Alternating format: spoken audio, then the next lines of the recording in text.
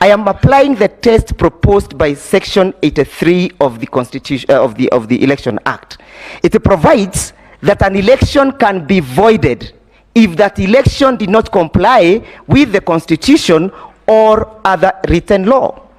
And this is a fundamental question, my ladies, my lords, because a constituency as defined by Article 289, Article 89, that must be within the territory of Kenya as defined by Article 5, then contemplates a situation whereby there is a question of representation.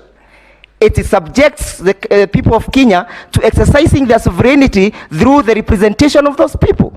The question then that begs an answer is, how can an election that has been infiltrated by alien constituencies be regarded as a constitutional election?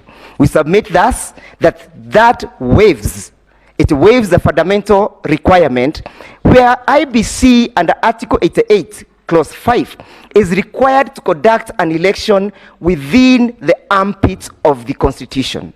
It is a mandate within the IEBC that the mandate is so fundamental that it cannot be waived, it cannot be fettered, it cannot even be relaxed. An individual cannot create a constituency. If it was in the interest of Kenyans, while promulgating this constitution and adopting this constitution and giving this constitution unto themselves to create an extra constituency, there was nothing that was as easy as saying as such. My ladies, my lords, permit me to address the question of the 27 constituencies. Again, it has been submitted by my learned friend that under paragraph 25 of the Chairman Chebukati's replying affidavit, he has glossed over that weighty issue. He does not consider that 27 constituencies, which makes about 10% of the Kenyan constituencies, which translates to about 1.9 elected voters, were not included in the final tally. And what does he do? He makes and he amends and carefully uses the words which to apply.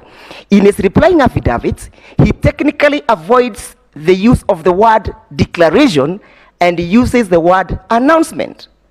The word announcement is not akin, is not similar, and does not mean declaration. Article 138, Clause 4, presupposes a declaration of all the polling results by the IEBC. So this declaration is not akin to announcement. And therefore, my ladies, my lords, we are submitting that the chairman of the Electoral Commission was lost on what he needed to do. He is making a declaration and reducing the question of declaration to the question of a master of ceremony. The IEBC chairman was not called upon to just officiate the process. He was called upon to execute a constitutional obligation. And therefore, when the law speaks about a declaration, there must be clear demonstration that the same was done. What happened, my ladies, my lords? He says that the law does not require him to do so. He does not annex any evidence that the same was declared. He does not annex any evidence in his affidavit that there was tallying. He does not aid this honorable court to make an opinion that yes, the requirements of the Constitution were met. Finally, my ladies, my lords, we need to interrogate the conduct of the chairman of the IEBC. We need to interrogate the previous and even the current conduct of the chairman.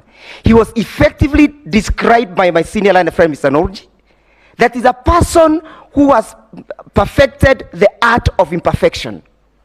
And he has perfected the art of imperfection by making sure that he conducts a lone ranger process. Remember, my ladies, my lords, to the run-up of the second election in 2017, a similar issue arose, which necessitated the resignation of the commissioners. How long shall we allow an individual to keep on transgressing the law? How long shall we allow this individual to keep on putting Kenyans and to subject Kenyans into uncertainty? And the certainty contemplated by the law is that I shall cast my vote and my vote shall count. And why are the 27 constituencies fundamental and key to these proceedings? If you look at our paragraph 57, 52, 53, and 54, we have listed those constituencies. It is where an individual or the first petitioner has his supporters. It is where he has his support base. So were they left out as a matter of design? Were they left out by default? Or was he holding someone's brief?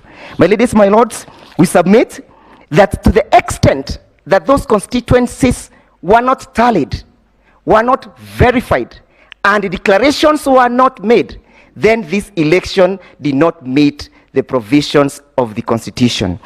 Finally, my ladies, my lords, he says in paragraph 25 that he can announce elections anytime that he so wishes, even if there are some constituencies that have not generated their results. But what does section 39 subsection 2 of the Election Act provides?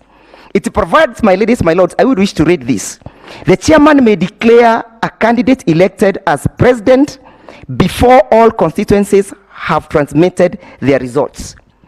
The operating word here, my ladies, my lords, is the word before.